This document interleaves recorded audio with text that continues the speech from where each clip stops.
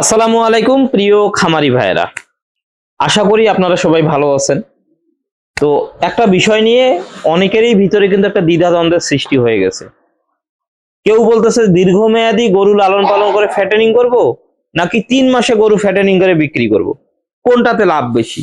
এই বিষয়টা নিয়ে কিন্তু আমরা অনেকেই দ্বিধাদ্বন্দ্বের একটা জায়গায় চলে গেছি, বা অনেকেই বিভিন্ন রকম ভাবে যে কোন সেক্টরটাকে ভালো এটাকে কিন্তু আমরা রিপ্রেজেন্ট করার চেষ্টা করতেছি বা আপনাদেরকে বোঝানোর চেষ্টা করতেছি। তো বিষয়টা কিন্তু আসলে খুবই সেন্সিয়ার একটা বিষয়। কারণ আমরা যদি সঠিক জায়গায় যদি আমরা আপনাদেরকে বুঝাইতে না পারি, বা আপনারা যদি আমাদের কথা মতো যদি একটা ডিসিশন নিয়ে নেন এবং সেই ডিসিশন থেকে যদি একটা লস হয়ে যায়, তাহলে কিন্তু ভাই আপনাদের পাশাপাশি এই ডিসিশন বা এই ক্ষতিপূরণটার কিন্তু অনেকটা দায়ভার কিন্তু আমাদের উপরে চলে আসে। এজন্য আমি আপনাদেরকে একটা কথা বলবো, সেটা হচ্ছে যে আমরা আসলে লজিক খুঁজবো, বা আমরা আগে যুক্তি দেখব। যে যুক্তিটাতে আমরা বেশি গ্রহণযোগ্যতা পাবে, আমরা কিন্তু সেই ডিসিশনটাই কিন্তু নেওয়ার চেষ্টা করব। তাতে আমি রাকিব যদি আপনাদেরকে একটা পরামর্শ দেই, আমার পরামর্শটা যদি আপনাকে ভালো লাগে, তাহলে আপনারা অ্যাকসেপ্ট করবেন। আর যদি দেখেন যে না, রাকিব ভাইয়ের এই যুক্তিটা বা এই পরামর্শটা ততটা লজিক আপনাদের কাছে মনে হচ্ছে না, আপনারা সাথে সাথে আমার ওই পরামর্শটা কিন্তু আপনারা পরিহার করে দিবেন। তো আমি আপনাদেরকে যেটা বলতে চাচ্ছি, বা যে বিষয়টা নিয়ে আমি বেশ কয়েকটা ভিডিওতে দেখছি বা আমার কানে আসছে, সেটা হচ্ছে যে অনেকেই প্রকাশ করছে কি, যে 6 মাসে 8 মাসে কিংবা 1 বছরে আমরা যদি সার মোটা তাজা করে বিক্রি করি, সেখানে আমরা লাভ বেশি পাবো। তো আসলে কথাটার সাথে কিন্তু আমি কখনো একমত হতে পারতেছি না। এই কারণেই হতে পারতেছি না, কারণটা হচ্ছে যে 6 মাস 8 মাস দীর্ঘমেয়াদী একটা প্ল্যান। এর ভিতরে গরুর কিন্তু অনেক রোগের একটা ব্যাপার থাকে। মিনিমাম বছরে বর্তমান 2বার লাম্পি আসে, 2বার কিন্তু খুরা রোগ আসতেছে গরুর ক্ষেত্রে। আরো তো রোগ টোগ বিভিন্ন ধরনের ব্যাপার স্যাপার আছে, গরুর খাবার খরচ আছে। এই কথাটা এই জন্যই বলতেছি, দীর্ঘমেয়াদী গরু পালনে লাভ আছে, এটা আমি স্বীকার করি। তবে এটা আপনার আমার জন্য না। আমি জানি আমার ভিডিও আপনারা কারা দেখেন, আমার ভিডিও যারা দেখেন আপনারা আপনাদের জায়গা থেকে বলেন তো, আপনারা কে 1 কোটি টাকার বেশি মালিক আছেন? আর বর্তমানকার যুগে 60 70 80 90 লাখ টাকার মালিক কিন্তু সবাই আছে। দিন শেষে দেখেন, নিজের আপনার সম্পত্তি বলেন, ক্যাশ বলেন, সবকিছু হিসাব করে দেখেন, আপনিও 50 60 লক্ষ টাকার মালিক। ঠিক আমাদের ভিডিওগুলো কিন্তু আপনারাই দেখেন। এখন ভাই যাদের কোটি টাকা আছে, যাদের বড় বড় অ্যাগ্রো আছে, যাদের ধরেন ব্যাংক লোন আছে অনেক টাকা, তারা কিন্তু আপনার দীর্ঘমেয়াদী গরু পালন করবে। এখানে আসলে সিন্ডিকেটের একটা বিষয় বিষয় থাকে।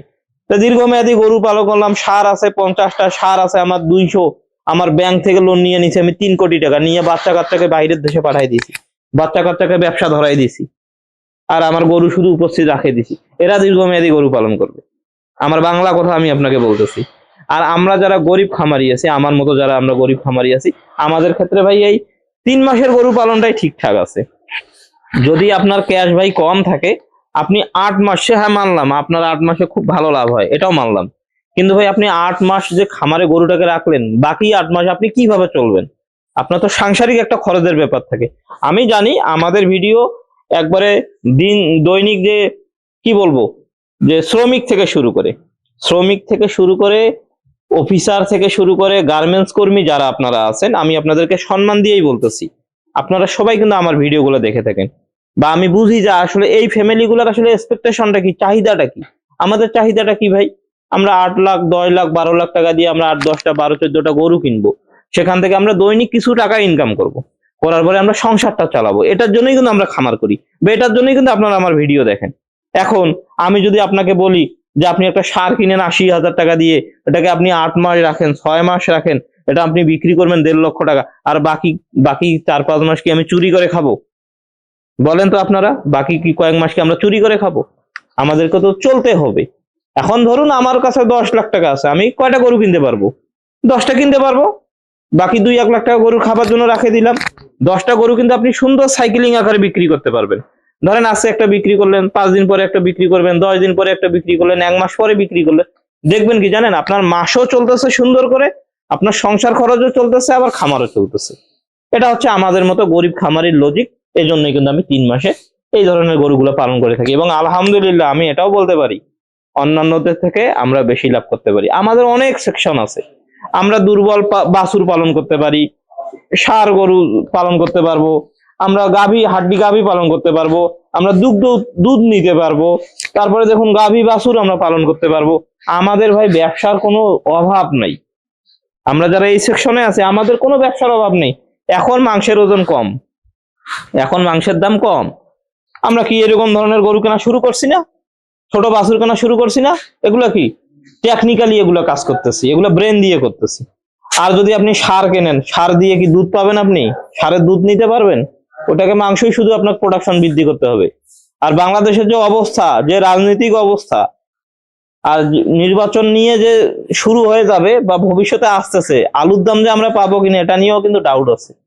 তো আসলে আমাদেরকে সবকিছুই চিন্তা করতে হবে। আমাদের টাকা কম, আমাদের বুদ্ধি বেশি, আমাদেরকে বুদ্ধিগুলো খাটাইতে হবে। তো যাই হোক, আলহামদুলিল্লাহ কারেন্টও চলে আসলো, ভিডিও করতেছি এই সময়। তো এই কারণেই কিন্তু আমি এই কাজগুলো করে থাকি। এখন আমার লজিকের সঙ্গে অনেকের লজিক নাও মিলতে পারে ভাই। আমার কথা হচ্ছে, আমি আপনাদেরকে আপনাদেরকে বড় লোক বা আপনাদেরকে কোটিপতি করার দায়িত্ব কিন্তু আমি নেই, বা আমাকে কিন্তু বাংলাদেশ সরকার দেয়নি। আমার কথা হচ্ছে, আমি যেটা ভালো বুঝি, আমার যেটা লজিক, আমি যেই পলিসিতে চলি সেটাই আমি আপনাদেরকে বলি। যদি আপনাদের ভালো লাগে আপনারা অ্যাকসেপ্ট করবেন, আর যদি মনে হয় আমি বলতেছি না ভালো কথা, তাহলে আপনারা রিজেক্ট করবেন। কিন্তু আমি সবকিছুর উপর বিবেচনা করে বলতেছি, দীর্ঘমেয়াদী গরু পালন না করে, দীর্ঘমেয়াদী ষাঁড় পালন না করে আপনারা যদি 3 মাসে, 4 মাসে বা 6 মাসেই করেন সমস্যা নেই, তবে যদি সেক্টরটাকে একটু মডিফাই করতে পারেন তাহলে আপনারা বেশি লাভবান হতে পারবেন। তো আজকের ভিডিওটা এই পর্যন্তই। সবাই ভালো থাকেন, সুস্থ থাকেন। ধন্যবাদ সবাইকে। আসসালামু আলাইকুম।